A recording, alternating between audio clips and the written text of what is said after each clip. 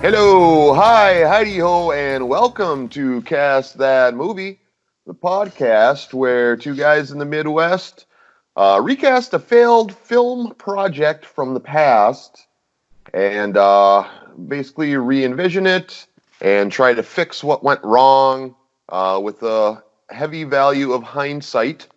And then we go a step further and we think up an original idea that we would like to be made into a film, and then we cast that and assign a director slash visionary to that as well. My name is Joe McDougall, and I'm joined, as always, by the toad to my wet sprocket, Tom Van Horton. Hello, Tom. Hi, Joe. How you doing, buddy? Like that toad the wet sprocket, or Dude, I love the Toad the Wet Sprocket. You know they're that. good, man. They were really actually had some really solid tunes. If you listen back, like they earned their moment in the sun, Absolutely, they did. their moment in the spotlight. Okay, so we have I think it's going to be a really fun show today. I'm pretty pumped about it. I will say I struggled a bit on some of the castings for our projects today, but when it clicked for me, it really clicked for me what I wanted to do. And I am very pleased with how it went for myself. Tom, before we announce the projects, how did you find the whole build up to this episode? Same. It took me a while, as well, to find some casting. I struggled. Absolutely, I did. But when it clicked, it definitely clicked for me. Nice, yes. So the reason why I struggled on the recast is because the film that we are doing is just terrible. Like there's nothing redeeming about it as it is. Um, that film, by the way, is Jingle All the Way, the Arnold Schwarzenegger holiday movie vehicle, which was is a terrible movie. And yeah, so really quick, you want to kind of give us a quick rundown. We'll obviously go into detail here in a little bit, but what is this heaping pile of trash called Jingle All the Way? So, Jingle All the Way is a 1996 Christmas movie. That was the idea behind it was supposed to be a satire about the commercialization of Christmas. And well, I'll put it this way. It's currently sitting at 15% on Rotten Tomatoes, and its opening weekend only brought in $12.1 million. It was number 4 behind Star Trek First Contact, Space Jam, and Ransom. Mm, mm.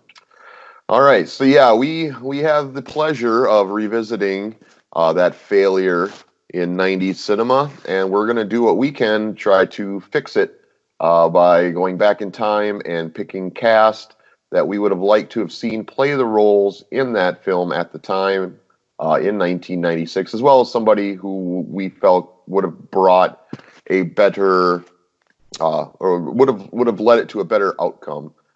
Because it couldn't get much worse. And I'm surprised 15% of critics liked it. It was just that baffles me a little, but I suppose it's hard to not every film can be X versus Sever, where they just everybody gets how bad it is. How they found something to like in it, I don't understand, but that's just me. Well, we'll talk a little bit about that. Yeah, we'll get to that for sure. The original project then that we are doing is based on the life of Elizabeth Holmes. It's called Theranos. And then, Tom, why don't you just give a little taste of what that entails? So, Theranos essentially is the story of Elizabeth Holmes, who was a Harvard dropout who went on to become the CEO for a company called Theranos. She was the wealthiest female CEO of all time, at one point worth $9 billion. And as of today, she is worth nothing and is charged with 11 charges of wire fraud. Hmm. Yeah, it's fascinating. I saw a documentary on this story. I can't remember. I want to say it was like a Hulu original, something like that, but I don't hold me to that. But anyway, I am familiar with the story, and I was before you had thought of the idea of doing a dramatization of it. When I agree, I think it would make for a great picture. Let's start then, as we always do, corrections from the last episode of Cast That Movie. I don't have anything. Tom, do you? I don't believe so. We were on. We were on last We were episode. on. We were really on last episode. Yeah. And to Yeah. be fair, they were pretty easy projects, hard to screw up. They weren't. There wasn't a lot of density No. in which to get lost or to get turned around or whatever. But yeah, no. That being said, it was easy breezy, light, and fun. Yes. But yeah, we did well. We done well. One of our listeners, Rob Anklam, really gave me some feedback, loved the episode, and was like, you guys just need to keep doing what you're doing because that was stellar. Well, thank you, Rob. Thank you, Rob. And of course, we have questions. As you know, we do this now. We put this out on the Facebook, and today this episode's question is, when are we going to do Speed 2 Cruise Control? See, we've steered clear of sequels. Mm-hmm. One of the reasons being is that when you have a sequel to a successful, and in this case, I would say a good movie. I like Speed. I was a big fan of it, and I probably watched it last, I want to say maybe 5 years ago, and it still held up pretty well. It's hard. I mean, what do you say for the Visionary? I say, I don't believe they had the same director. I could be wrong there. But I could do some research into it. I haven't done a whole lot of research. Yeah. I honestly was not a fan of Speed 1, so Speed 2 had no desire to me. Sure.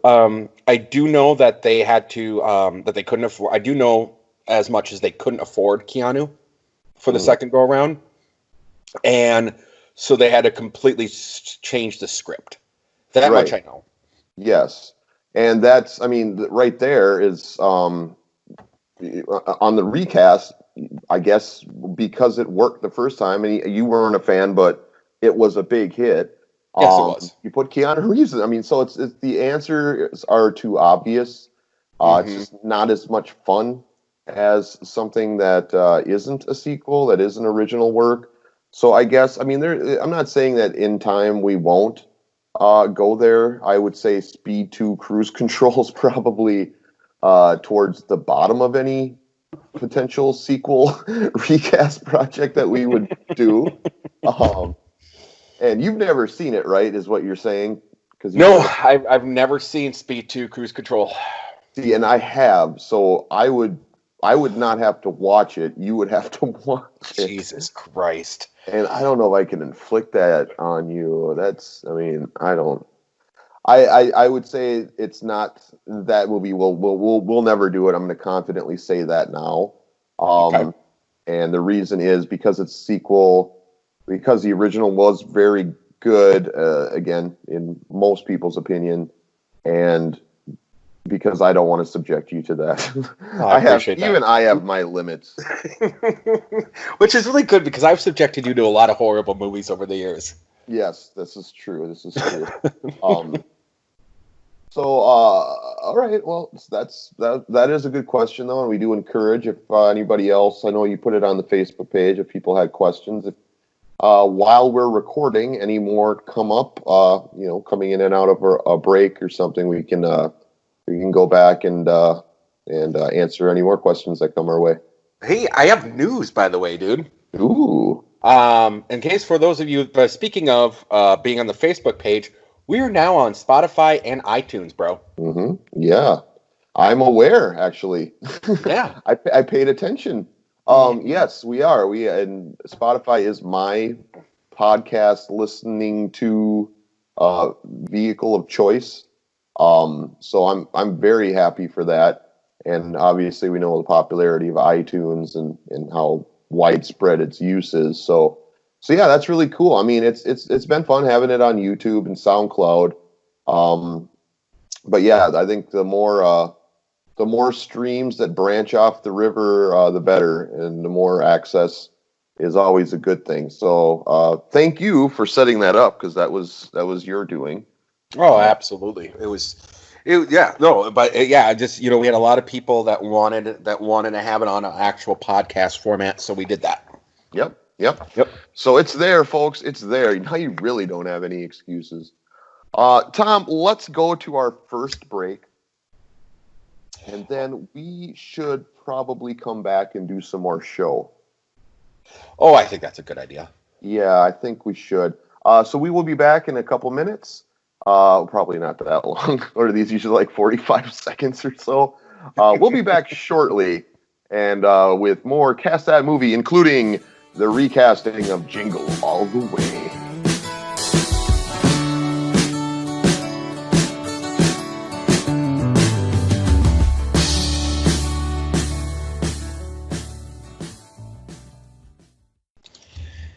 Hey, Ted Mills here. This has been a rough time for everyone, including myself, which is why I'm sad to say that Ted Mills Box Store is going out of business forever. But to say our goodbye, we're having a sale on all our boxes. So this Saturday and Monday morning, it's buy 2 boxes, get 3 boxes of equal or lesser size for free. This Sunday and Monday night, it's buy 4 boxes, get 7 boxes of equal or greater value for free. On Tuesday, assuming we have any inventory left, it's pay me what you have for whatever you want, because I need it gone by Wednesday. So, Ted Mills Box Store going out of business sale this Saturday through Tuesday at the soon-to-be closed Ted Mills Box Store. This is Ted Mills thanking you for being my friend. Goodbye, everyone. Okay.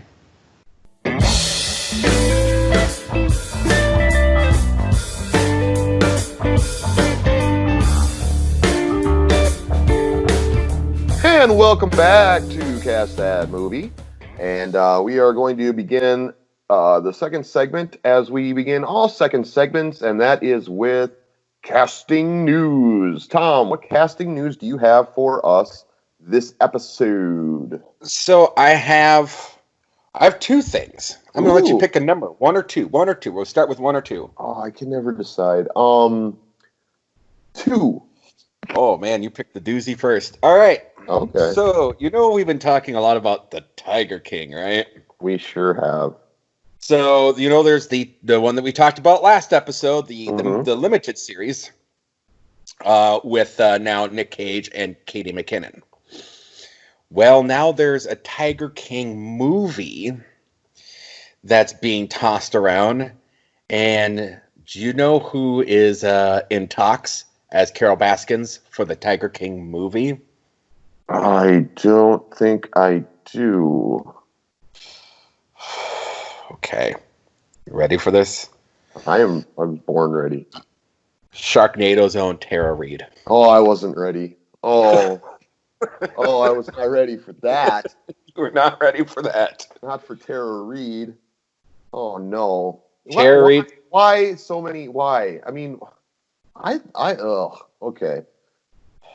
Gross first. I don't know. She actually, now that I think about it, as I'm learning this in real time and picturing it in my head, I can see a bit of a resemblance there.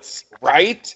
I think Definitely more so than Kate McKinnon, but I don't trust her to do near the job Kate McKinnon would do. So, so yeah, we kind of were talking about we weren't quite sure.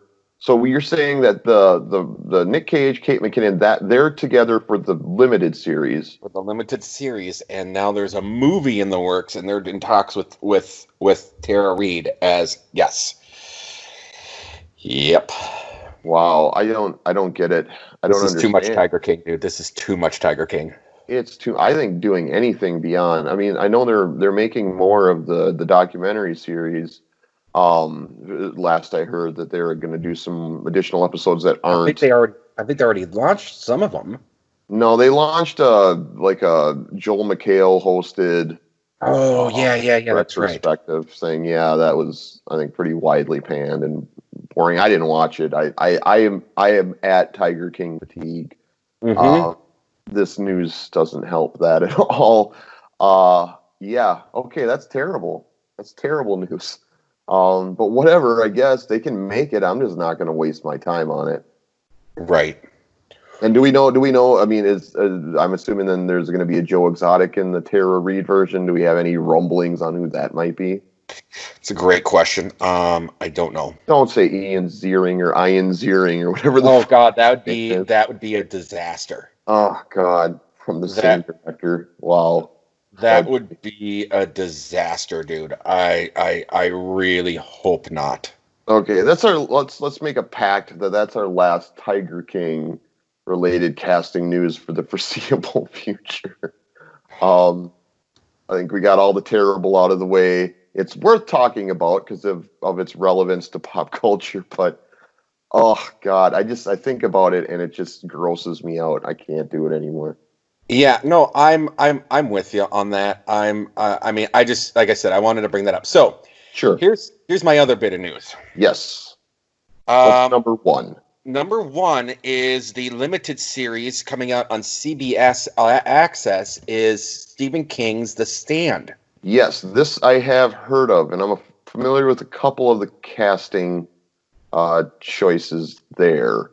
Now, I want to make very clear, this is probably my favorite Stephen King movie, or book. Book, right. Book. This is my favorite Stephen King book. I've read The Complete Unabridged, which is like 1,200 pages. Mm-hmm. I was a big fan, actually, of the made-for-TV version as well.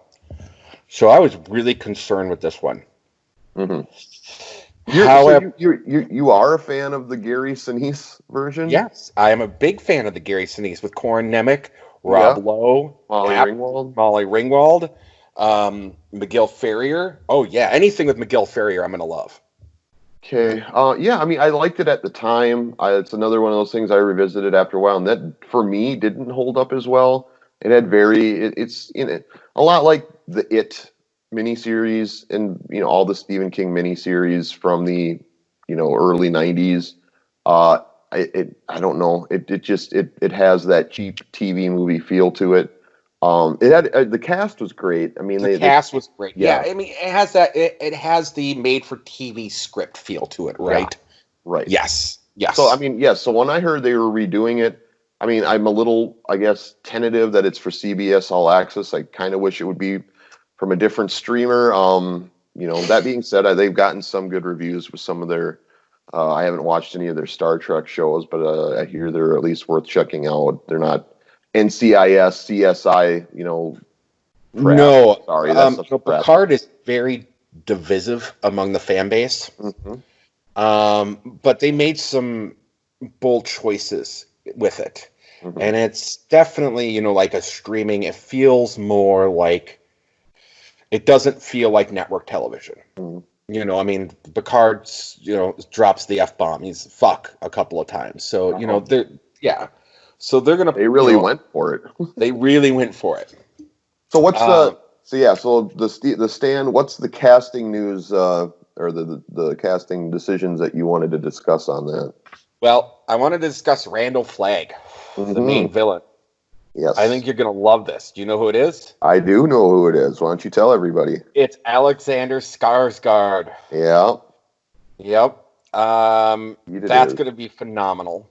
Which is kind of amazing. You think about it. So we had In the It remake, we had his younger brother played Pennywise, Bill, Oh, and now he's going to be playing Randall Flagg in the Stand remake. The Skarsgårds are all about the Stephen King yes. adaptations lately. Which, I mean, if he can do what Baby Brother did, I'd be very satisfied with that. But it's a very different character, although it kind of isn't if you're familiar with Stephen King lore, right? Exactly.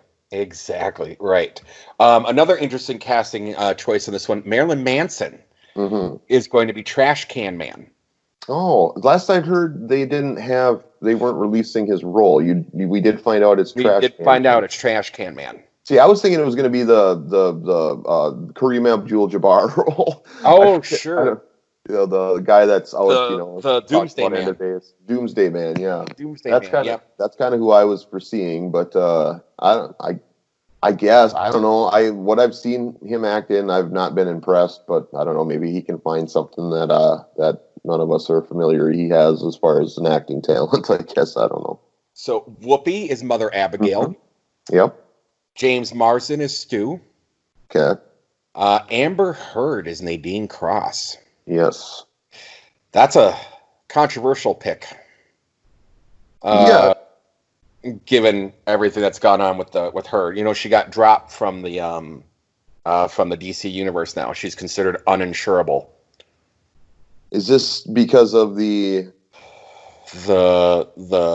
lawsuit, yeah, with Johnny Depp. Yeah, Johnny Depp? Okay. she's now considered toxic and uninsurable. They've Wow. actually dropped her. Warner Brothers completely has dropped her.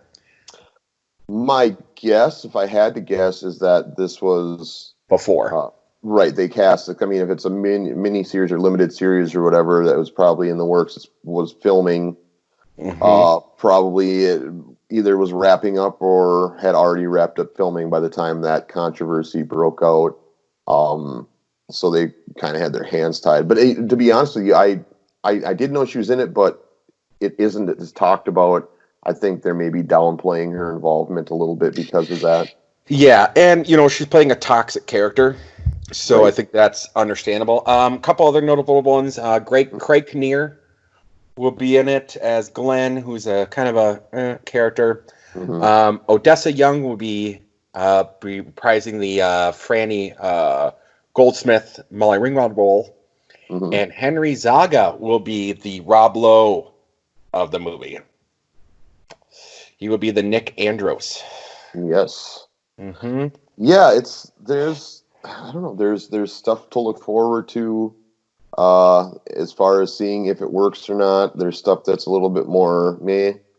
But it's gonna come down to really how it gets put together. I mean, the cast has the talent and ability. I don't think I'm really concerned with this casting news.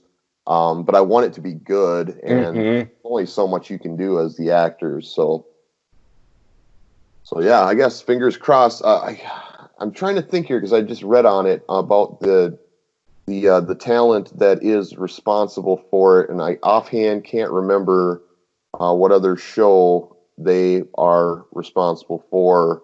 But it was, if I remember right, they're coming from a good resume I that gives believe them so as hope. well. You're talking about the writers. Yeah, yeah, or the showrunners, or yeah. So it's gonna be the director is Josh Boone, Okay. and let me see here. Let me just bring this up here. It is based on the Stephen King. It's Josh Boone. It's being produced by Ben Cavill, Roy Lee, Vertigo Entertainment. Let's see here. It doesn't really say. Written by Boone and Ben Cavill. So let's look them up. What have they done? Let's see here. It's pretty cool that you're able to do the research like on the fly. Like how far Yeah. we've The come. Fault of Our Stars. The Fault in Our Stars. Well, that's And not what I was thinking of. SEAL Team creator, executive producer Ben Cavill are writing it. Hmm. So yeah, it is pretty cool that I can do this Yeah, while we're doing it, right? Yeah, but that's not. I'm maybe thinking of another project. Tell you what, this will be. We got fodder for corrections or whatever, or addendums Mm-hmm, for absolutely. next episode. So tune in for that. Yes. Okay, well that's more promising. Certainly, far more promising casting news than our what was actually our B topic or our number two topic that we started with because of luck of the draw on my end. Yeah, that's all right. Um, so okay, well, let's move on. Let's start with the recast and redo of Jingle All the Way. You kind of gave us a little bit of a tease as to what this film was. Now it's time for you to kind of give us the whole rundown, and you tell me that this went deeper, or there's more branches to this than you expected going into your research. Is that right? Yeah, so you guys are in for we're gonna take a path, okay, and you're gonna follow me down a journey. And Joe doesn't know what's happening here. So, Jingle All the Way, 1996, was inspired by real life toy sellout items such as Cabbage Patch Kids and Beanie Babies and that happy horse shit. It was written by Randy Cornfield. Now, the producer, Chris Columbus, rewrote the script, adding elements of satire about the commercialization of Christmas as well. Now, the project was picked up by 20th Century Fox. And due to delays to the reboot, the Oliver Stone Return of the Apes planned reboot, which starred Arnold Schwarzenegger, he was able to come on board. And they wanted to have Joe Pesci as Myron, but Columbus opted to cast Sinbad instead. Now, you're probably asking me, what the fuck is Oliver Stone doing with a Planet of the Apes reboot? Am I right? Yeah, that's a good. That. Yeah, that question did spring to mind. Well, lucky for us, the script leaked online. And that's a fascinating story. More fascinating than what went on with Jingle All the Way. You ready for this? You ready for Yeah. this shit show, dude? Okay, sure. All right. I'm here. I'm So ready. Oliver Stone called. It was called Return of the Apes. Harvard scientists observed the body of another dead child suffering from a atrophied vascular system and senile dementia fresh from the womb. So the movie opens with a dead baby. And Dr. Will Robinson, along with fellow professor Billy Ray Diamond, believe there is one last throw of the dice, having discovered that humans have a mutant gene that was laying dormant within the human DNA. They realize they must go back in time to remove it and save our species. Ooh. So Arnold Schwarzenegger travels back in time in his special flotation tube and immediately gets in trouble and is captured by Paleolithic humans who are part of the tribe of the tiger. Then suddenly an army shows up, mounted on horseback, and searches the settlement. And they capture Will and bring him to the heart of the city of the apes to be judged in front of the elder councils. Well, right before they can murder him, he escapes with fellow human Aragon. Sound familiar? Remember the name Aragon? I sure do. Okay. Well, then they escape to find a prison laboratory. And in the laboratory, they find tribesmen, including Aragon's daughter, who all have scars on their head because they've been lobotomized. Well, Aragon kills everyone. Meanwhile, back in the present, Billy heads back in her own flotation device to join Will, and ends up with the tiger people. And he's gathering the tribes of the 7 humans in a place called the Eagle's Nest.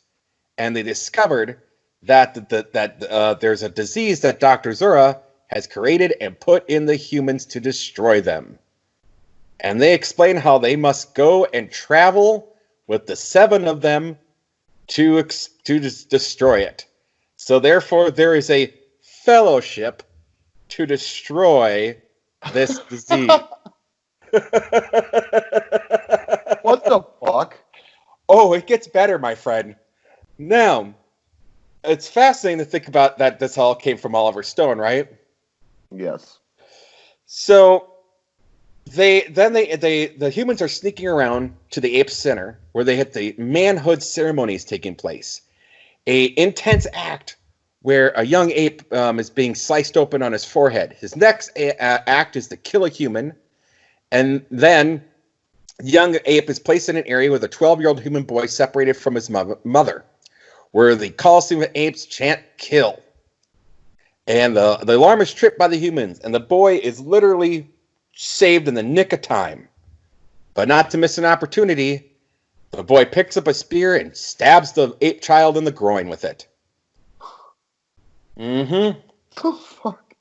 Yep. And then the ape falls forward, slashes the boy. He's injured, and then this big battle of starts coming on. Now,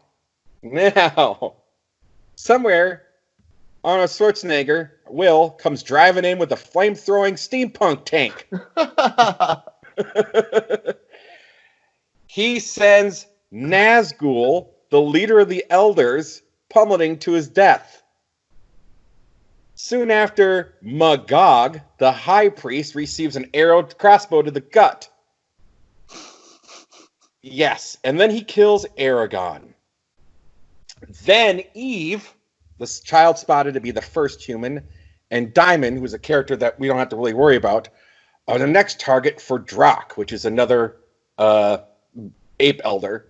As they head towards him, Will, with his giant claw, a machine of iron jaws that snaps anything with ease, get in line, and he flips the lever, and he roars, "Get your hands off her, you damn dirty ape."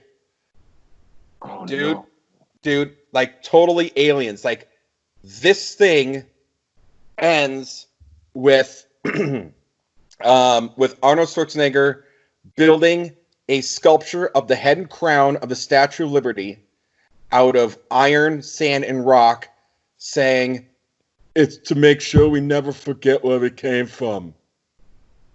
Oh, All that's so much terrible. All the characters are named after Lord of the Rings characters. Right. There's straight up ripoffs of the Alien movies. I mean, this was just a disaster. So, what happened? Why wasn't it made? You say it's terrible?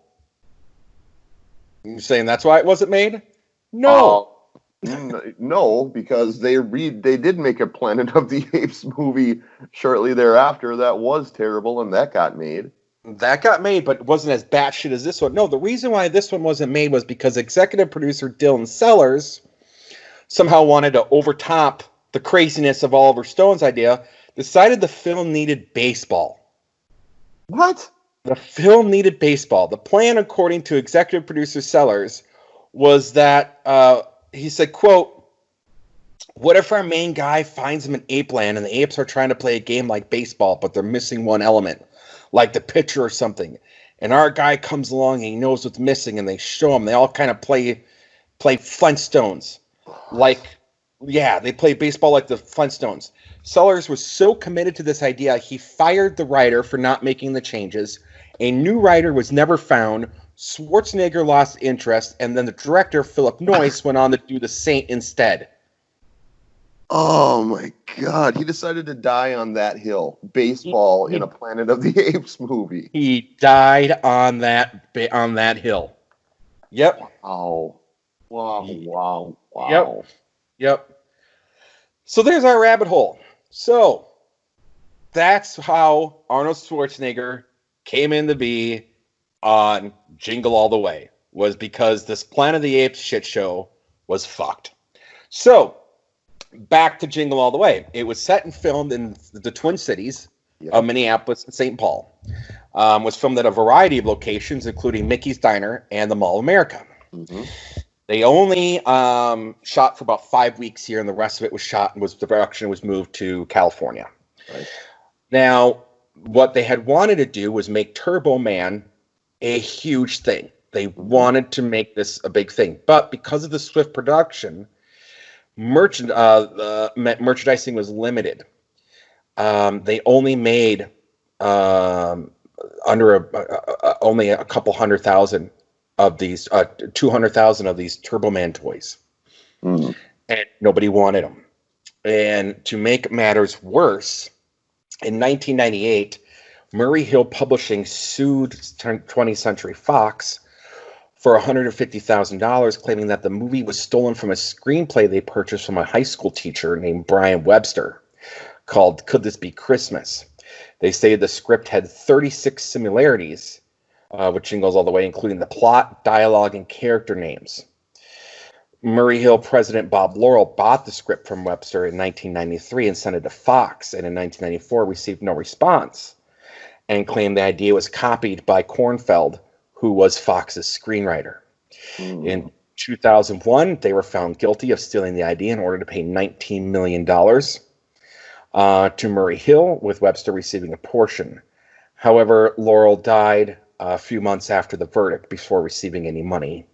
And on an appeal, due to everything, it was quashed after the judge decided that the idea was not stolen, as Fox bought the screenplay before he, or according to them, before he or anyone at Fox could read Could This Be Christmas, even though they bought the script 2 years before the film was made. Mm-hmm. So, yeah, they got a sympathetic judge. But, yeah, they stole this script from another person. And that is the story of Jingle All the Way. So the movie itself, as I said earlier, is trash. And just for those not familiar, A, count yourself lucky, and B, the general plot is Arnold Schwarzenegger is he's a dad who's kind of an absentee father. He's very career oriented. He owns a mattress store. What's that? He owns a mattress store. Right. Yeah. I guess the mattress business was booming in the mid-90s. So, and then Jake Lloyd plays his son, and yes. I guess somehow this parlayed him into being Anakin Skywalker a couple of years later. But anyway, the kid is really obsessed with this Turbo Man TV show. And, as you mentioned, the hot new toy, the Tickle Me Elmo of that particular Christmas season was the Turbo Man doll, and they're super hard to find. And Arnold Schwarzenegger promises his son he'll have one for Christmas, and then forgets to get it, and they're sold out everywhere, and it's a long journey where he meets a crazy mailman played by Sinbad, who is also looking for a Turbo Man doll for his kid, and the two are basically at odds, trying to race to get it. They keep running into each other.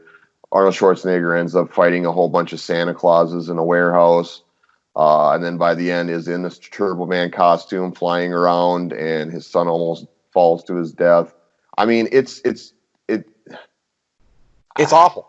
It's so bad. And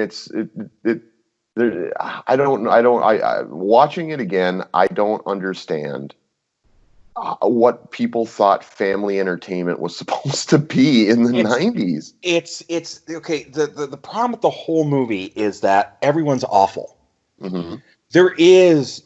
Everyone is terrible in this movie. Everybody. There is no good characters in this movie. No. And this was the problem with it, was that it was, when producer Christopher Columbus rewrote it, adding these elements of a so-called satire. Mm-hmm. It was supposed to be like this. It was supposed to be more of a slapsticky kind of comedy thing. But then the satire came in it, and it didn't marry well at all. And by the end of it, you don't like anyone. Right. And I mean, at the end of the movie, how dense are Liz and Jamie that they can't understand that their dad? I know. Yeah, I mean, sure, okay. This is an alternate reality where he's not Arnold Schwarzenegger, and everybody knows who Arnold Schwarzenegger is. But his father is a very, very, very distinctive voice, big man, yes, and face. I mean, mm-hmm. You don't mistake him. He's not, the average dad, that at the company picnic. I mean, he is got that Arnold Schwarzenegger everything about him, and a small visor covering his eyes, and the whole lower half of his face exposed, and his mouth talking. Yeah, I mean, it obviously a lot of family movies, they test the limits of believability, but they weren't even trying. I mean, that's I think you look at Christopher Columbus, or Chris Columbus, and what he did with like Home Alone, for instance, and that had a lot of similar elements. It was a Christmas movie, a lot of slapsticky humor, but somehow it worked so much better. It felt so much more grounded than this did. It just felt like they just gave up and just like, let's just make it as crazy and stupid as possible. Yep. It's so bad. I think we should get into what we would do different, because I don't know about you, but I went in a completely different direction with this. I couldn't fathom fixing what it was trying to be. I went in the opposite direction of you. I tried to fix what it could be. So That's I'm interested. Good. You and I's are going to be very different interpretations. Yeah. So let's hear. Who's your director, sir? Who's your director? Okay. So before I say the name, I want to just first give you kind of the vision of what I'm going for, because, like I said, it's very different. Now, we know it was a bomb, and it didn't do well. To be fair, no. It sucked here in the States. However, worldwide, because of Arnold Schwarzenegger, right? Because of Arnold Schwarzenegger, it did end up grossing $129 million. So it did recoup its $75 million budget, but it did not do well here in the States. Right. Well, that's what I mean. It was a noted bomb here. My version would certainly be way cheaper, and it would have the potential of becoming a cult classic. Ooh, okay. Which, as we all know, lives in infamy. And it would be a dark comedy, a hard R. It would be a satire, but with just a pitch black sense of humor. And to give you an idea of what I'm going for, I don't know if you ever saw the early 90s movie Serial Mom. I did see with Kathleen Turner. Yes. Yes. I'm going for that kind of tone. So this is very dark. Yep. And then the director I picked to do that is a director that had come off a trilogy that made him well known in the horror genre. Are you starting to get an idea of where I'm going? I believe so, but I want to hear it. Yeah. Okay. It would have been, and this was prior to him kind of taking on bigger, big Hollywood projects. So it would have been kind of in his sweet spot, because it would have been a step up quality-wise with what he had done. Had a little bit bigger budget. I'm going with Sam Raimi. Yes. Yep, Sam Raimi can do dark humor very, very well. Yes. Who are you going with? So I'm trying to fix what this was. Sure. And as you know, Chris Columbus worked on Home Alone. Yeah. And who worked on him with Home Alone? Who worked with him on Home Alone? Macaulay Culkin? Well, there was Macaulay Culkin. And what's the tie to Macaulay Culkin and Chris Columbus? And who's done Christmas movies in the past? And who does a really good job when it comes to, he was more known in the 80s. I'll just get to it. John Hughes. Oh, okay. Because John Hughes wrote Home Alone is what you're... Yeah, was what I was getting to. Sure. Okay. I would have given this to John Hughes. John Hughes is just fantastic when it comes to both able to do somewhat of slapstick and satire. Like, I think that was the missing ingredient that was needed. Okay. That's my take. So, with John Hughes directing, then who is recasting, or who are we recasting in the Ah-nold role? Who is Howard Langston? So, part of what bothered me in this movie was Arnold didn't really fit this well, because Arnold was supposed to be this horrible character and yet likable, and he can't really do that very well. But in 1996, there was a guy that could be aloof, abrasive, and lovable. Chris Farley. Hmm. Okay. Chris Okay. Farley would have been my Howard Langston. Okay. My Howard Langston, I guarantee, did not make your short list. Okay. He didn't make your long list. He didn't cross your mind for this. I went out there, and what I wanted to do was I wanted to take an actor who had a, a very wholesome persona. Even though his what put him on the map initially was pretty gritty. Since that moment in the late '70s, the '80s we saw him playing very righteous characters. In fact, one of them was not a character; he was himself on a children's show. I wanted to give him an opportunity to reinvent himself.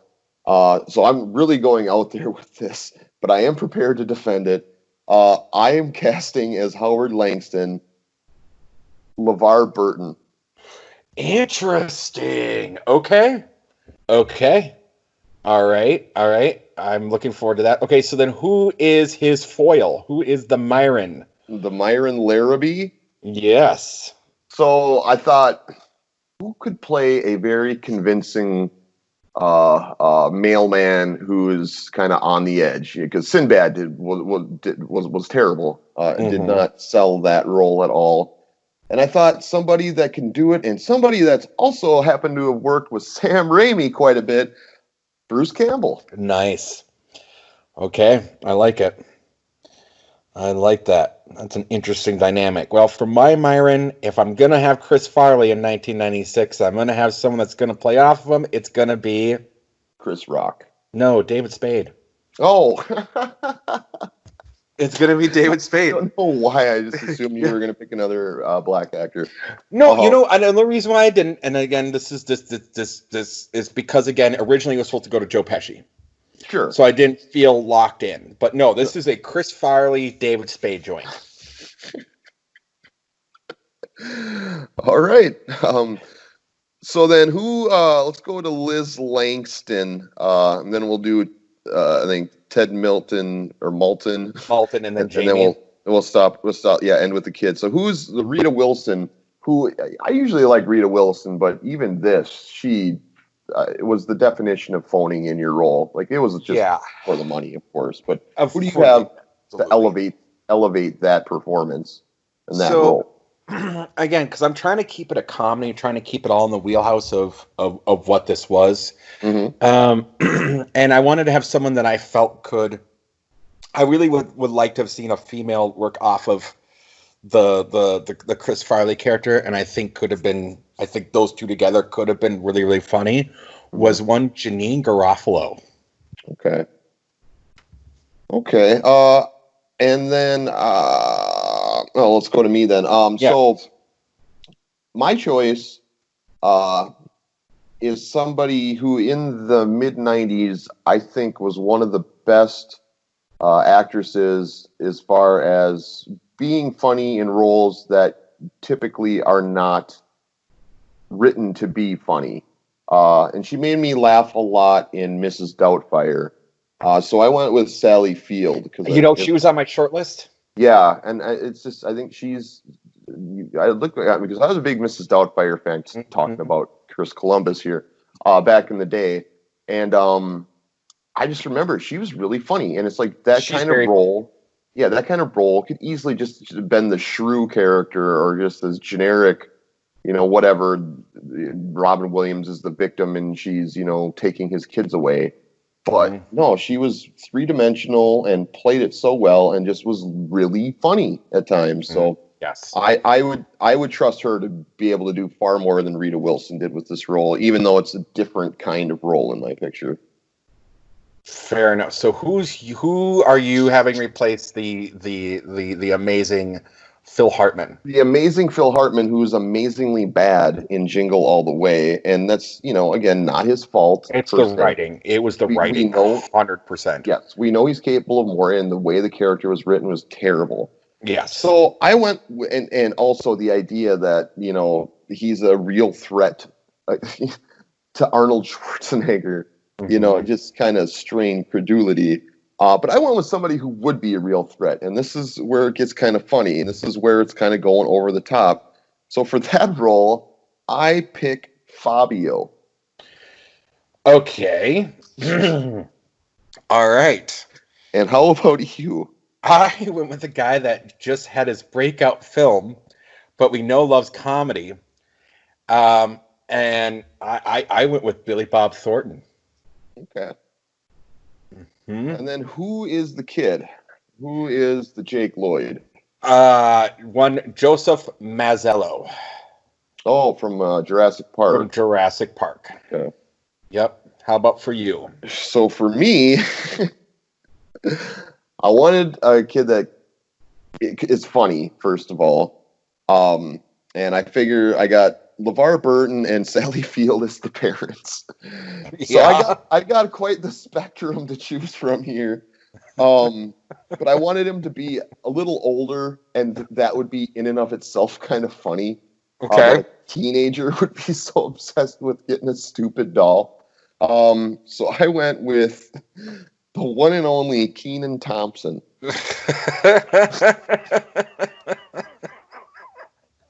Of all that fame. Yep. All right.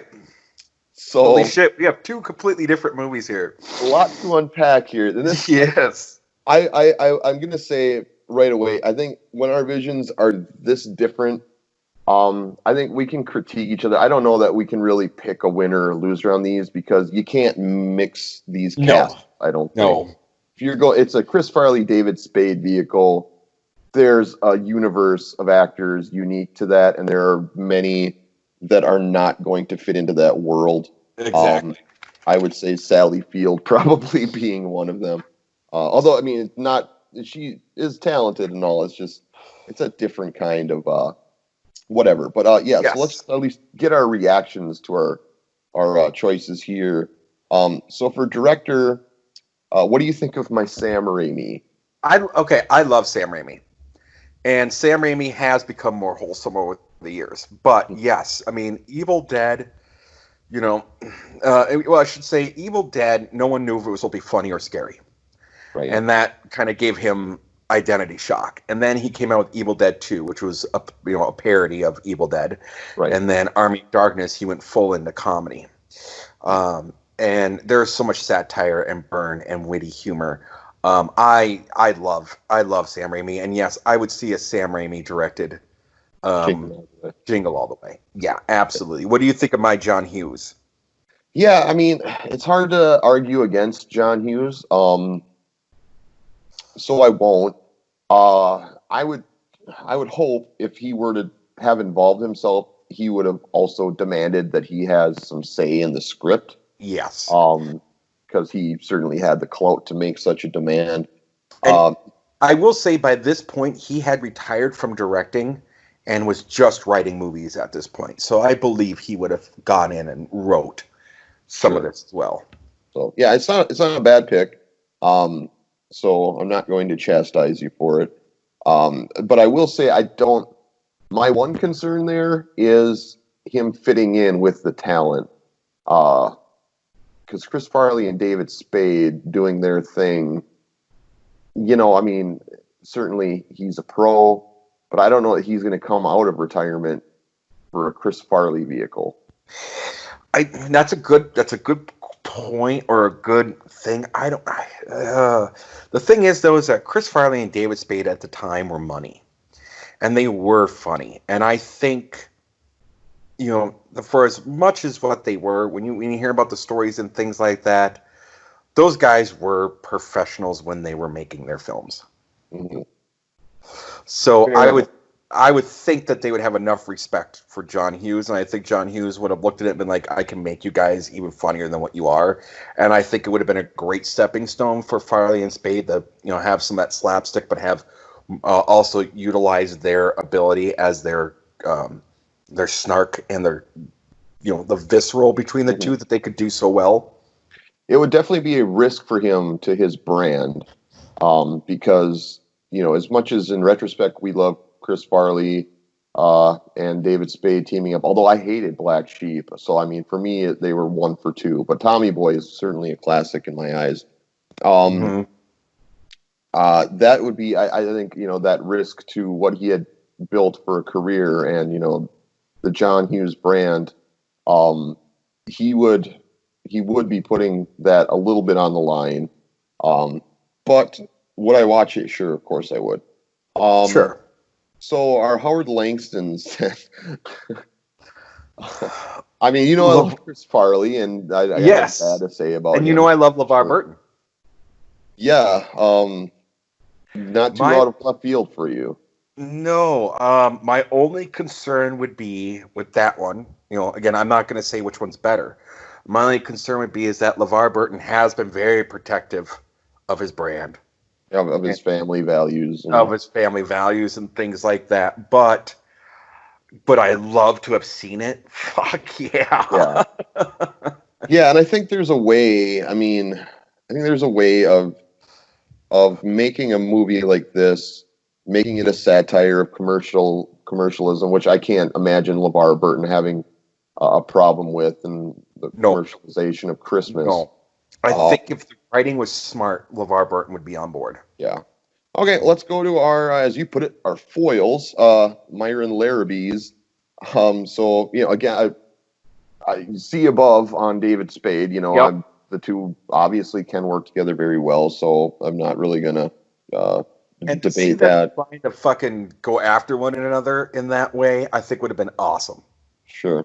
But, Bruce Campbell, Sam Raimi's muse in his early days. And I love me Bruce Campbell. Anything that has Bruce Campbell in it, I watch it. Yes. So, yes, and Bruce Campbell is snark and sarcastic and a bastard. Sure. And plays it so well. So well, just that cocky, smarmy way. And yet he makes you like him when he does it. Right. Yes, I love it. And I mean, that's kind of what I was going for, because LeVar Burton is likable, certainly, and would actually, I think, be able to pull off what the character is supposed to be, even though it's a comedy, an actual comedy, excuse me, in my version. So there's a lot of tongue in cheek. But yeah, Bruce Campbell, again, playing a crazy postal carrier, which is, I don't know, kind of, again, it's kind of a trope. Would be able to find, I think, something new there. The way he kind of, I can already see him, how he would act in that role, and it's brilliant. Yeah. Yes, great pick. All right, so Liz Langston, Sally Field, and Janine Garofalo. I like both people. Yep. And Janine Garofalo obviously can do comedy. Mm-hmm. She was amazing in Wet Hot American Summer. Absolutely. And other things, of course. Reality Bites. She was great in Reality Bites. So yeah, and then, so I support her in pretty much anything if you can make it fit, and you can in this case. What about Sally Field? So Sally Field was on my short list as well. Yes. And the only reason why I didn't go with Sally Field was the age. Yeah. Sally Field's a little bit older than LeVar Burton, is a little bit older than Chris Farley. And that's what made me shy away from it. So that's the only thing. But you know what? Sally Field, you could put makeup on her and make her young and make her look young, and it would have been fine. Sure. But yeah, that was the only reason why I didn't do that was because of age. Sure. Other than that, that's why she was on my short list, because she is fucking great. I love Sally Field. Okay, then our Ted Moultons definitely went in two different directions here. Mm-hmm. So I took Fabio because I wanted it to just be a ridiculous, over-the-top joke character. His role would be minimized. There wouldn't be the scene where he's eating her cookies in the kitchen and talking to Howard on the phone and just toying with them. I mean, it'd be brought down a lot. But like the actual threat of her cheating on him, the joke, I think, would land if it's somebody like a Fabio as opposed to somebody. I mean, Phil Hartman's a good-looking guy, but come on. Well, here's the problem. I just want to talk about the problem with Ted Moulton in the movie. I felt was he was written to be like, even though he was divorcee, he was written to be like the perfect nice neighbor. Mm-hmm. Except for the fact that he wants to bang Howard's wife. Right. And everything else he's great, and in this way he's just a smarmy fuck. And I felt like the dynamic of the character was just horribly written. Either go one or the other. Don't try to make it likable, and do that kind of thing. Right. So I think we both kind of went down that path of we would make our Ted Moultons more of an all-around prick. Right. Well, I would say more so you make him more one-dimensional. Mm-hmm. Certainly what I was trying to do. I don't know that I'd make Fabio an asshole. I don't know. He can't act very well, so I wouldn't try to stretch his abilities. He's just there. He's a walking prop, walking, talking prop. It would just be an in-joke. And I don't know. The more I talk about it, the more I actually don't know if I love the idea. But again, the role would be so small. It would just be that or cut out the role entirely, I guess. That's another option. I don't think it served any real purpose to the story. No, it didn't. And which is why, I picked Billy Bob. Because Billy Bob has that, it's a Billy Bob role. Sure. In my mind. I love me some Billy Bob. You're aware of this. Yes. So let's go then to the kid. Let's go to the Jamie Langston character. Yes, I like your pick. You went with Ernest. I can't remember his last name. Joseph, whatever. Mazzello. Yeah. Well, he's fine as a kid actor. He's probably one of the better ones of the 90s. Yep. But yeah, I wasn't going for acting talent per se. I just wanted some attitude of the kid. Jake Lloyd, I don't like jumping on that bandwagon. We've talked about him. Yes, we have talked about him. And if you guys haven't heard it, go back and listen to the other podcasts.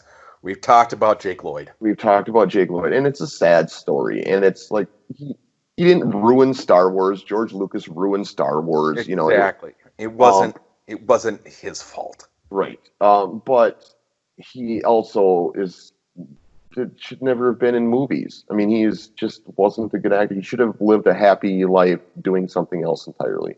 Yeah, I agree with that. So I didn't care about being a cute kid, anything like that. I just wanted a funny kid with attitude. And again, the joke being that he's far too old to be obsessed with a Turbo Man doll. Yes. And just with Kenan Thompson, having been in sketch comedy now since literally he was a teenager and would have been at this time doing all that, I just thought he could do it. And I think the interaction between him and LeVar Burton could have been pretty could have gold. Been amazing. Yeah, could have been gold. I would watch. Yes. I think again we weren't really able to give each other anything on this one. Yeah. But there were just so much distinctly things. But I would say I love your vision. I would love to see that movie. And I will say that your vision is certainly a vast improvement over what we were given. No doubt about that. Okay, well, that does it for Jingle All The Way. We learned a lot that I wasn't expecting to learn. I did not expect Oliver Stone to come into the discussion. I did not expect Planet of the Apes to come into this discussion, and I did not expect Lord of the Rings to come into this. You're welcome. Yeah, they were all there, and that's fascinating. You're right, that was quite the rabbit hole, and you never know what you're going to find, is what we're learning here, I think, episode after episode. Okay, let us go to our next ad break, and then we will come back and play a game. We'll play our game. We got to do our game. Can't forget the game. Pants are coming off. Got to play the game. Got to play the game. All right, we'll be back in a second.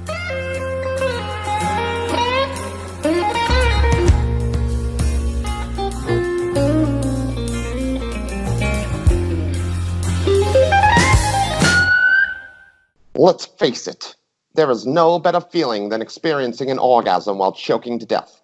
That's just a fact. But the possibility of passing out and passing away almost makes it not worth the risk, right? We'll still do it.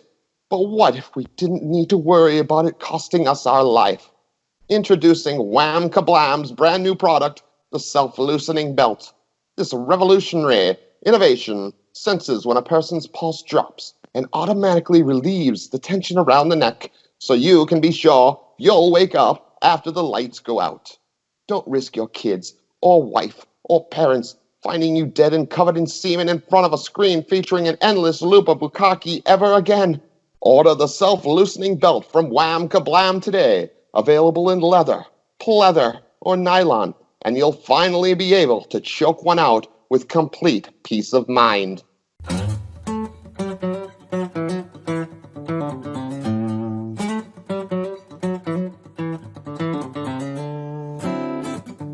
And welcome back once again to Cast That Movie. And it's time for us to play a game, Tom. Game time, game time. Game time. Pants off, game time. Tom, I'm going to let you tell everybody what game we are playing today. So we are going off the top 3 again, and this time we are saying our top 3 no actors or actresses. If they're in a movie, we are not going to see it. Yes. Oh, there's so many. No. Touche. Yeah, there are so many actors I avoid like the plague, but there are only a handful that I will just flat out not even bother if I know they're involved in a project because of how little I trust them to pick a project that's of quality. So let's start with our number 3 choice. I went first in our last bit, so I'm going to let you start. Who is your number 3 actor that you won't see a movie because he or she is in it? My number 3 is, no surprise to you, I hate this person, Anne Hathaway. Oh, that's right. You do not care for Anne Hathaway. It is not a surprise as you say it. Tom and I do not share these ahead of time. Of course, these are all being announced, to each other. But yeah, no, you do not like her. That's right. We in fact talked about it extensively, I believe, in one of our previous podcasts. Yes. So again, if you're not listening in chronological order, go back so you guys can understand and catch up to the conversation. Yeah. The only movie of hers that I watched and I hated, and you know it, and you and I talked about it ad nauseum, was The Dark Knight Rises. Yes. I don't share that opinion of her. I'm not a huge fan, but I've seen her do some work that I can't put her anywhere near this list, but that's just me. So fair enough. Anne Hathaway is your number 3. I'm going to hope we agree on my number 3. Okay. And that person is the one and only LL Cool J. We do. We absolutely agree on that. And as a matter of fact, LL Cool J was on my short list for this game. Yeah. But as he should be. And there is, yes, as a matter of fact, I've used that many, many times, the LL Cool J factor when it comes to a movie. That if I'm interested in it and then LL's in it, I go, no, I'm good. I don't have to see it. Yep. The only reason why he didn't make my top 3 is because I did like Deep Blue Sea.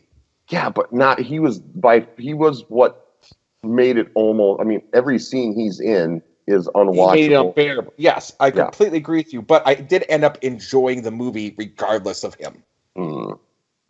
See, and I get that. I would say that was when he was kind of breaking into acting, and now he's choosing his roles, and he's choosing roles in films that I wouldn't ever want to watch. On TV shows too, I should add. Okay, so why don't you tell us who is your number 2 actor or actress that you will not watch a movie because of? I will not watch anything involving this person. I have no desire. Whenever I hear their name is attached to a project, I immediately zone it out and will never see it. Kevin James.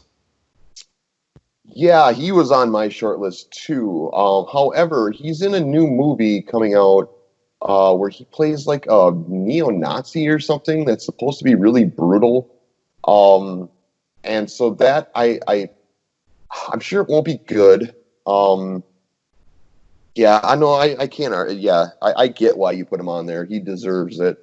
I will say that I will wait for the reviews of that movie. I will not go see it, and I probably will just still put it off, even if people Yeah, tell me I need to see it. I probably won't.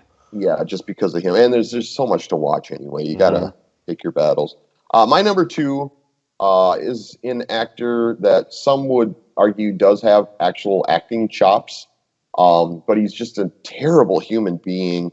Um, and I mean, and that as a criteria, I guess, can apply to a lot of people. People could expect I'm going to say Kevin Spacey, but he's never going to make another movie again, is my Right. bet. So that's why he's not on the list. But this person is very vile in his own right, and he is still, as far as I'm aware, a working actor. James Woods. Yeah. If I Yeah. see James Woods, I am turned off as turned off could be. Yeah, he also was on my short list. He was. However, there's one movie, which was John Carpenter's Vampires, that, again, I tried to look at things. I'm like, I can't, but yes, I will not. Outside of that, I will. I mean, that movie's so old, he's not getting any royalties off of it anyways, or he's just getting 2 pennies. Sure. But no, I'm with you on that one. Yeah, James Woods immediately turns me off. So, who's your number one then? I want to hear your number one You want to hear first. mine first? Okay. I wouldn't be surprised if ours are the same, but I'm pretty sure I have a theory on who yours is going to be. Okay. So I don't think it's this person. This guy is pretty universally loathed in the film world.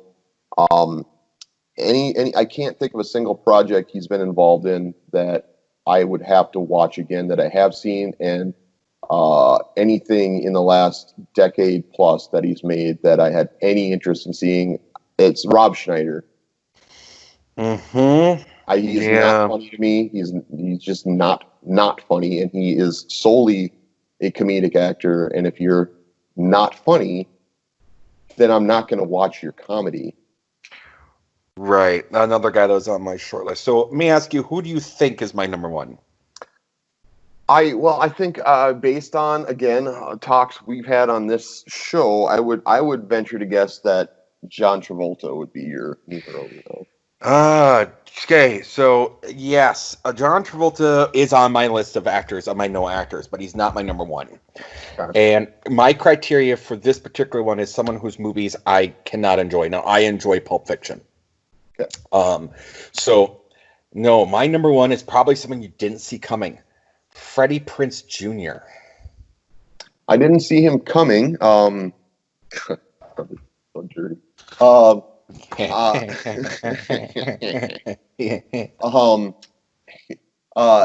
yeah, is he still acting? Yeah. Oh, he is, huh? Yeah, and here's the thing. Everything that he has done, Yeah, it's and bad. I think the reason why I hate him, is I was a fan of the Wing Commander video game series. And he ruined that fucking movie. And then fucking Scooby-Doo, he was a terrible friend. I wanted to like the Scooby-Doo movies. And oddly enough, in both of those movies, Matthew Lillard won me over. Freddie Prinze Jr. never did. So, yeah, I think that anything with Freddie Prinze Jr. in it, I fucking hate. He's like a curse. He's a curse. Yeah. You know who also was on my short list, but who came off? Because I looked at a role he was just recently in, and I went, well, fuck, I can't put him on my list now, was Jeremy Irons. Really? Jeremy Irons was my number 2, and Kevin James was my number 3. Jeremy Irons, why? Everything he's been, except now he was in the latest Watchmen. Yeah, he's great. But Dungeons and Dragons and a lot of his earlier stuff, anything with Jeremy Irons in it was shit. He was a curse. I called it Jeremy Irons' curse. Wow, did you ever see the Mission with him and Robert De Niro? That I didn't see, but because it had fucking Jeremy Irons in it. Oh, so good. Okay. There you go. Yeah. Okay, okay, fair enough. Wow, okay. Yeah. All right. Well, that was fun. Let's go now to our original dream project. It's a highlight of every episode of Cast That Movie. We are going to pick a project we would like to be seen or like to see be made into a film, and we are going to throw all the talent at it to make it work. This episode's dream project is Theranos. featuring the story of Elizabeth Holmes. And I now turn it over to my partner, Tom, to tell everybody what the hell this is all about. Oh boy, strap in, ladies and gentlemen. Yeah. So if you don't know the story of Elizabeth Holmes and Theranos, there, as Joe said earlier, there was a HBO documentary. There was a Hulu documentary. This was supposed to have been a movie. I'm actually going to say that right now. I don't know what happened, but this was supposed to have been made a movie already, and just I don't know what the hell happened there. So we're making this our dream project. Elizabeth Holmes founded the company called Real Time Cures. And she described her fear of needles as the motivation. The idea behind it was they wanted to perform a small blood test using only drops of blood. Now, she went to Stanford, and when she pitched this idea to her medicine professor, her professor said it's not going to work. It's impossible, and explained all these reasons why. And several other medical experts said this can't happen. And she said, screw it. And she dropped out of college and started working towards this thing. And what her original idea actually was, and what she got her patent on, was it was supposed to be a bracelet that would poke you throughout the day, or randomly throughout timed intervals, and then detect if you had a bacterial disease. And then packed inside this bracelet was supposed to be 100 different medications that would then inject you. So the idea was it was going to get rid of having to go to the doctor for prescriptions. Now, I can think of, in just by saying that, I'm sure you can, Jode. About a dozen ways.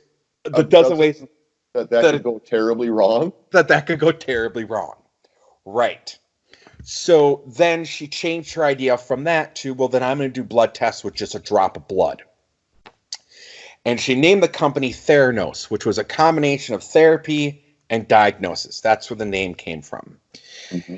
And she got her the dean of she got her advisor and dean of the School of Engineering, Channing Robertson, to be her first board member. So, problem number one, you don't have a medical expert on your board to start with.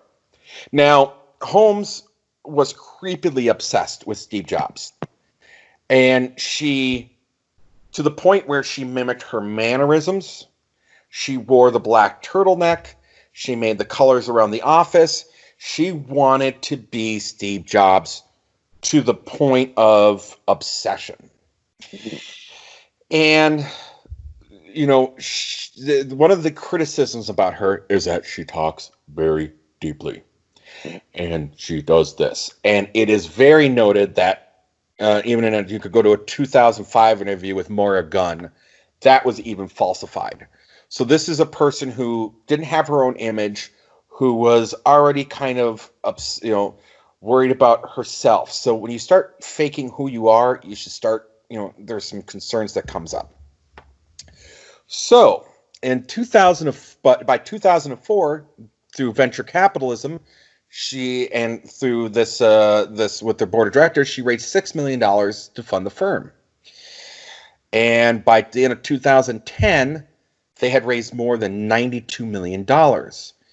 In July of 2011, she was introduced to former Secretary of State George Shultz. And after a 2-hour meeting, he joined the board of directors. Now, the thing with Theranos was it was operating in something called stealth mode, which is a term that is used when a company is doing things without press releases or a company website. It's typically done in ways when a company is starting out or they're doing things they don't necessarily want media on them until they start getting to where they want to get to. Well, in 2013, they announced a partnership with Walgreens to launch the Theranos machine. And this got them their first bit of attention, which is where things started to go wrong. She was invited. She was on the cover of Fortune, Forbes, the New York Times Style magazine, and Inc. Forbes recognized her as the world's youngest self-made billionaire, and she was ranked at 110 on the Forbes 400 in 2014. Theranos, by 2014, was valued at $9 billion. And her name appeared on 18 patents and 66 foreign patents. And she set up all these agreements. So there's a lot of stuff going on here. But the whole idea was that when you go to the doctor now, you have to have vials of blood taken. And then those are put through these giant machines, and they have to go through all this blood. The idea with the Theranos was that they could do all these things with just a drop. Well, in 2015, the downfall started to happen. The Stanford professor, John Ioannis, wrote in a Journal of American Medicine that there'd been no peer-reviewed research on anything regarding the project. A University of Toronto professor in May of 15 analyzed the technology and said, this can't happen. The Wall Street Journal reported that Theranos was using traditional blood testing machines instead of the company's Theranos device, which was labeled the Edison, because, again, she had to do all these things. And Tyler Schultz, a Theranos employee and the grandson of one of the directors, former U.S. Secretary of State George Shultz, was the key source for this, and he was slapped with a bunch of lawsuits. By the time everything was said and done, on the board of directors, there never was ever a member of the medical community. Henry Kissinger was on the board of directors. General Mattis was on the board of directors. U.S. Secretary Shultz was on the board of directors. No one in the medical field was allowed to be on the board of directors. And as things started to fall apart, in order to keep things calm in the offices, people were not allowed to commingle.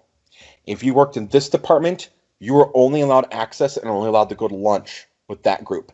So if someone was involved in the testing, if someone was involved in the PR, someone was involved with this, everything was kept completely separated. So no one could get information from anyone. They were. What was happening was that when they had people coming through for doing tests, they were taking the blood samples, and then they had in a separate room, a locked room, one of the large machines that are typically done with, and we're putting them through there and coming back.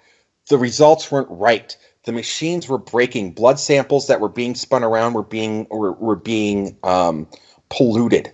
So people were getting who didn't have herpes, which was one of the things it was used for, were coming back with positive herpes results. This was a shit show. And everyone was just putting it off. I don't want to go too more in depth in this, but by January 17, it was announced that 41% of the workforce has laid off. That lawyers had charged Theranos for threatening to seek bankruptcy protection because they didn't want them to be able to do that.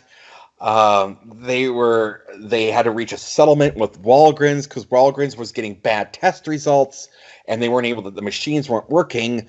For the Fortress Investment Group had loaned $100 million to them, and they got sued to get that money back. It was done. And finally, the whole downfall really came from when there had been a secret month-long investigation into the way they were doing it, and there was another whistleblower that I'm not going to out as much because she's moved out of the country and has her own life going. So that was one of the reasons why, if you're really interested in it, you can find her information and look in this. But yeah, so the people that were really involved in this were Elizabeth Holmes, her boyfriend / fiance, Ramesh Sunny Balwani, and they're both got 9 counts of wire fraud and 2 counts to commit conspiracy for wire fraud. They had a lawsuit for the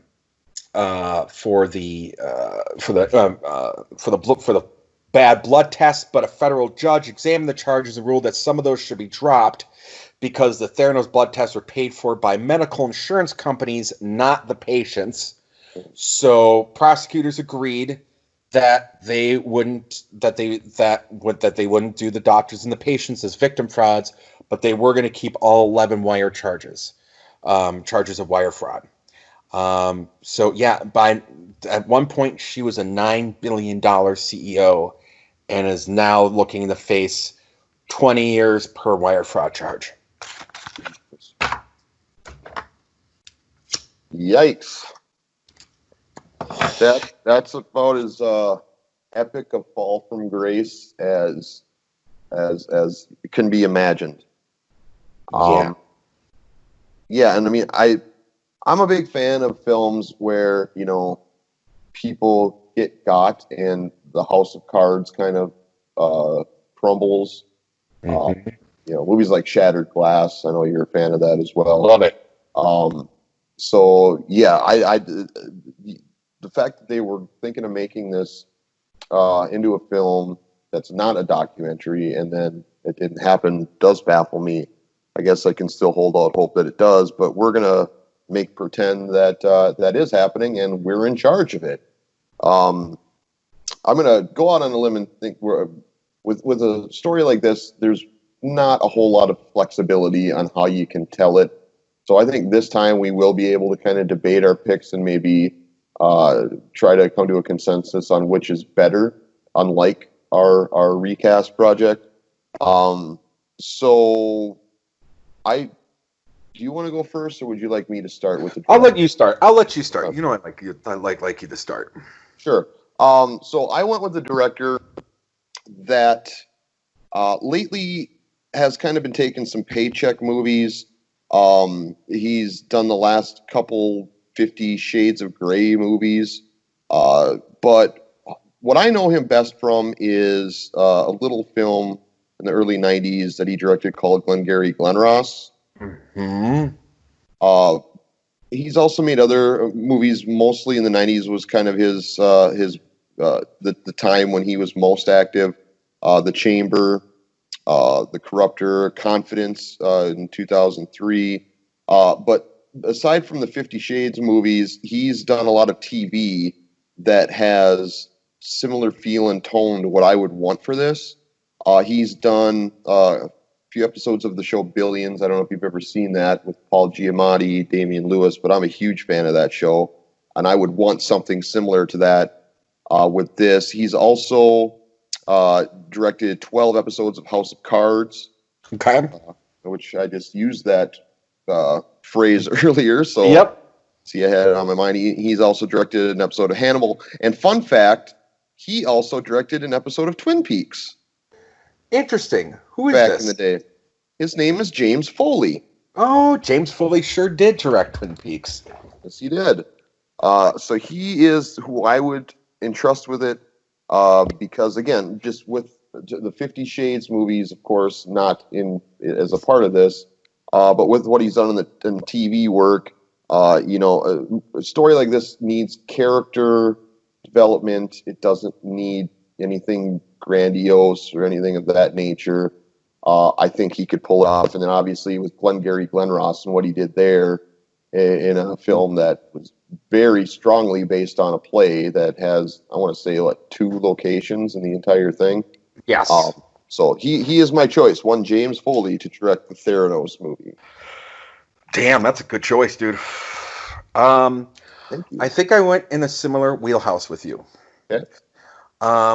But I do think there's a way to tell this story. And I think there is a darkness to the story. Mm-hmm. And I think it is somewhat, to me, of a dark comedy. Because this is, I think it's going to be less of a comedy and more just dark, right?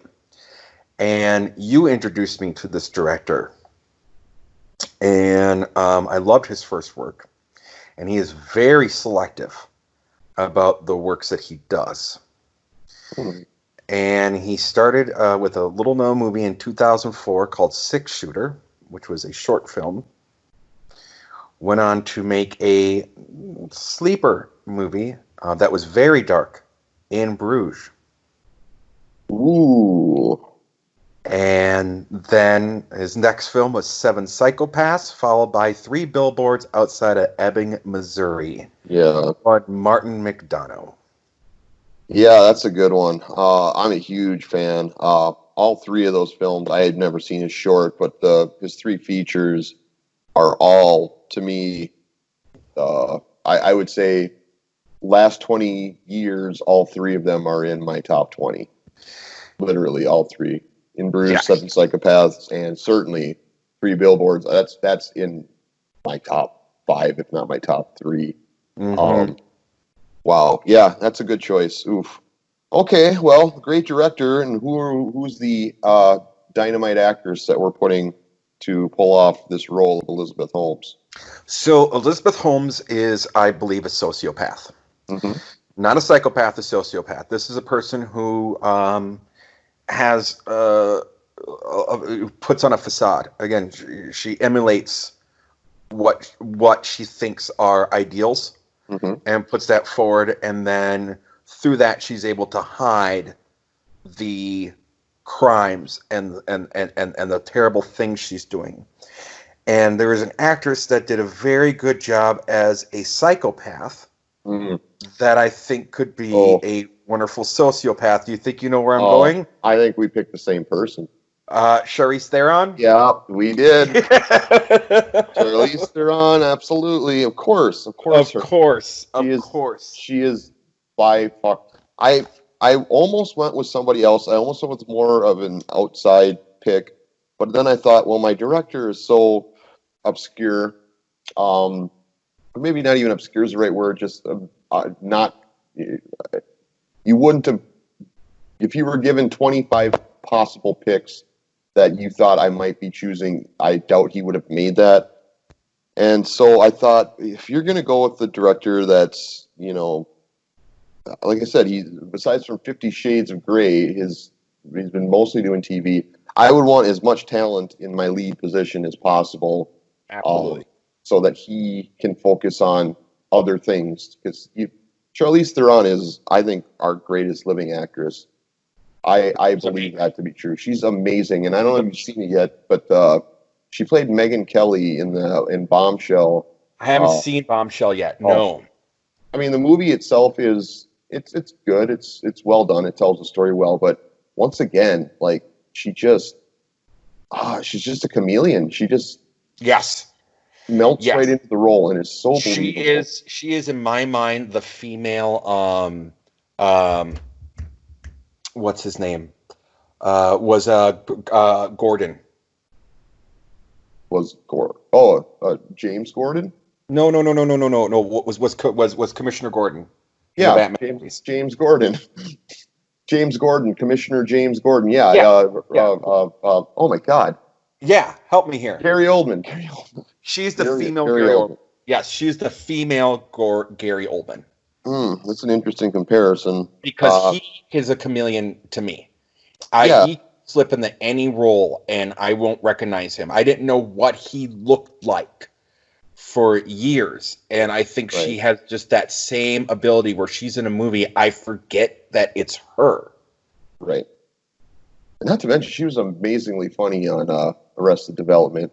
Yes. Although, maybe not the most sensitive role in hindsight, but she was still brilliant in it. I don't care what anybody says. Yeah, she's brilliant. Okay. All right. Well, that's going to be an easy choice on who wins that pick because it was the same person. Okay, so we both got her as our Elizabeth Holmes. We both chose well. So I will go then with who I'm pairing with her in the Ramesh nicknamed Sunny Balwani role, her fiance. And I wanted somebody that I, certainly looked the part because Balwani is, I believe, Pakistani. Mm-hmm. I don't know if he's born or if he's Pakistani American. I guess I didn't really look into it deep enough. But regardless, this actor could play that role. I picked Kal Penn. Okay, and I picked someone you're probably going to have to look up. I picked a gentleman by the name of Maz Jobrani. Maz. M-A-Z Jobrani. He is more of a comedian. Again, I'm going more with a dark humor. He's known for more of his TV work, some of his stand-up. He did Jimmy Vestwood, American Hero. He was in Better Off Ted years ago. Oh yes, okay, I know this Yep, guy. yep. And I felt he could, even though he's not Pakistani, he's Irani. I felt he could still play the role. Okay. That's who I went with. Yep. Cool. Okay, so then let's go to James Mattis. We're gonna get these two novelty characters. I mean, they are central to the story, but there's a celebrity that precedes the story with these two guys. James Mattis, who are you putting in that role? I'm gonna pick a someone that you probably didn't expect, and I am a fan of this family of actors. Between the whole family, I think they're probably arguably up there with the Baldwins as being a very prestigious family of work. I'm going to throw out some movies here that you probably would know him from. The Big Chill. Dark City. A History of Violence. Robin Hood. Which one? Men in Tights or Prince of Thieves? Prince of Thieves, sir. Prince of Thieves. Okay. Into the Wild. And most recently, Avengers Endgame. Who is as this? A cameo. One William Hurt. Oh. So kind of similar to taking the kind of the persona of the Avengers character, the general. Mm-hmm. Okay.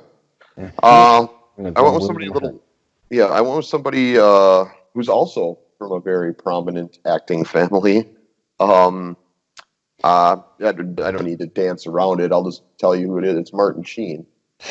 Very nice. Yeah, Very nice. Yes, he was on my short list. He was on my short list. Absolutely. Haircut for sure.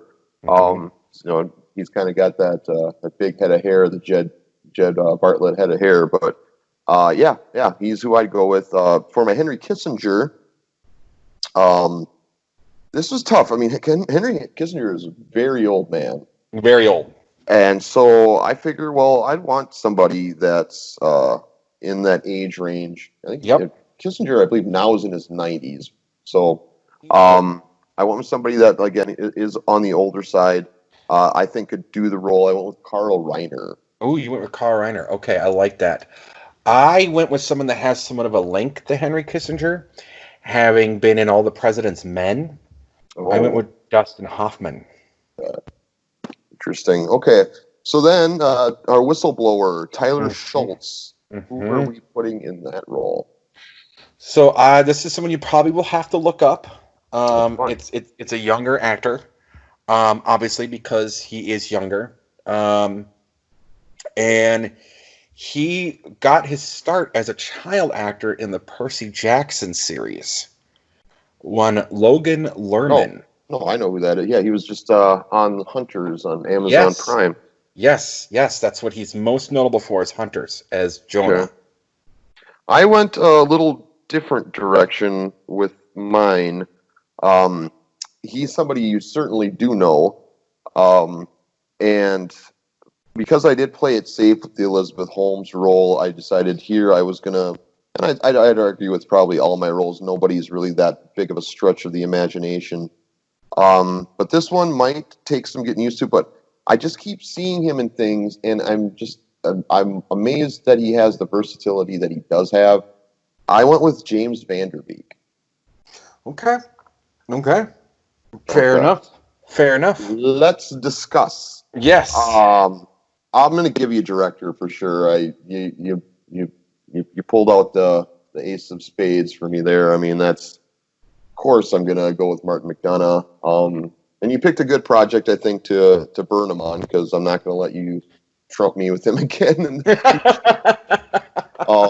But yeah, he's amazing. He would make this really engaging, really good. And you're right, he would definitely wedge in some really funny moments Yeah. into it as well. So Yeah. yeah, absolutely. We don't even need to talk about it. You win that one.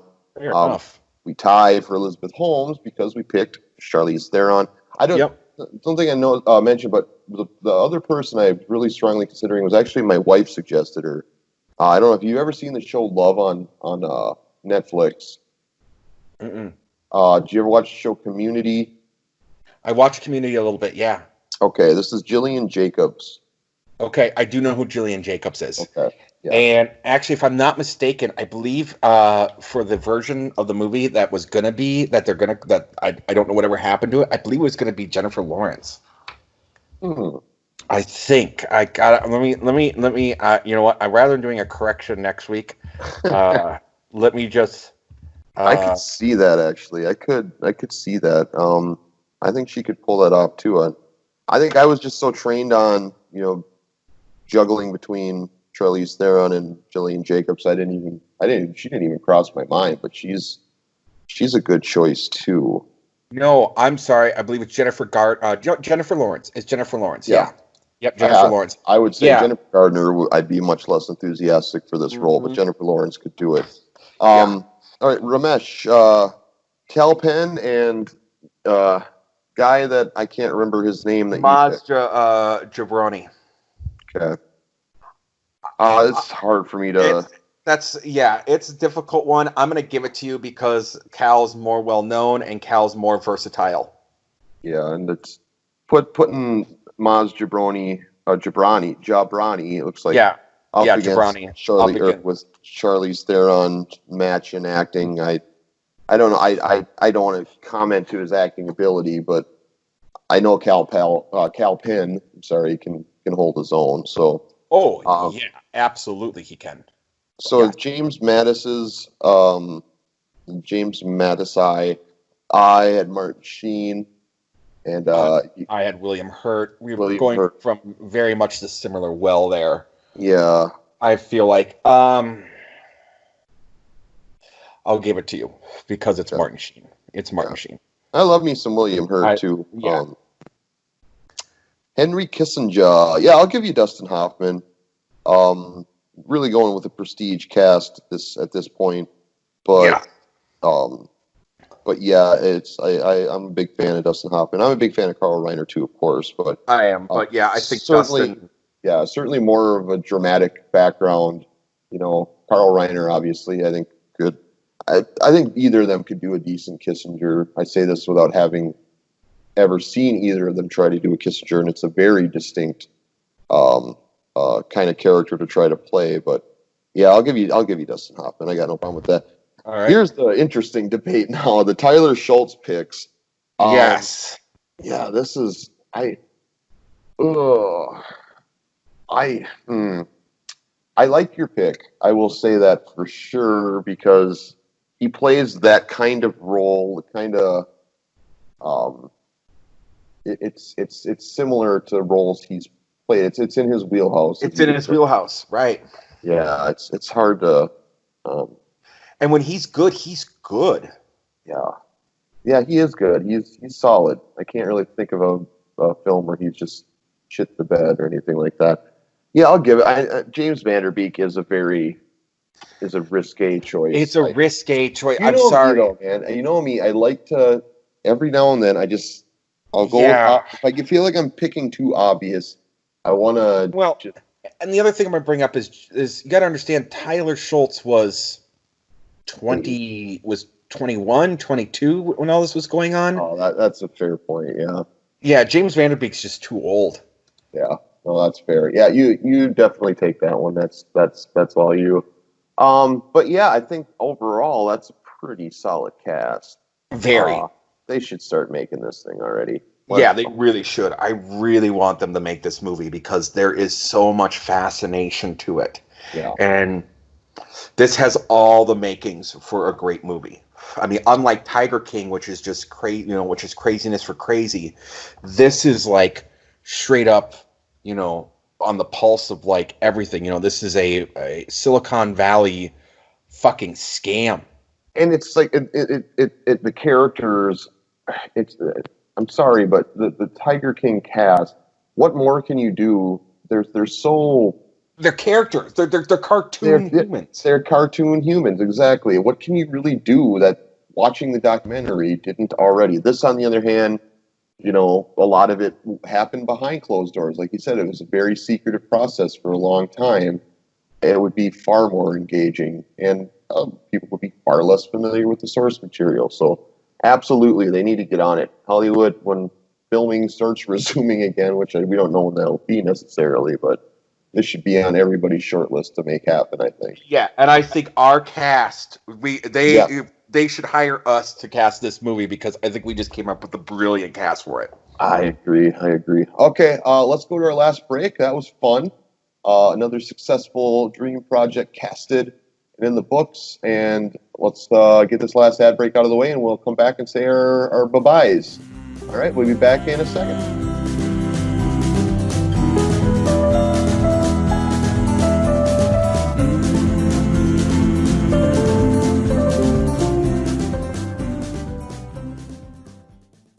Ted Mills here. I'm super excited to announce the opening of Ted Mills Rock Store, where you can buy rocks for all your rocks needs. It really rocks. So, I went to a mall the other day. There wasn't anywhere to buy a nice rock, much less a set of nice rocks. That seemed wrong. So I said to myself, Ted, open a rock store. So I did. It's called Ted Mills Rock Store. I can't remember if I said the title yet or not. So, our rocks are clean and smooth. You can use them for, so many things. We sell them by the pound, and you can pick out your favorites. I like them all, but that's just me. I'm Ted Mills. Come visit Ted Mills Rock Store today. We opened up in the mall next to the Pizza Hut.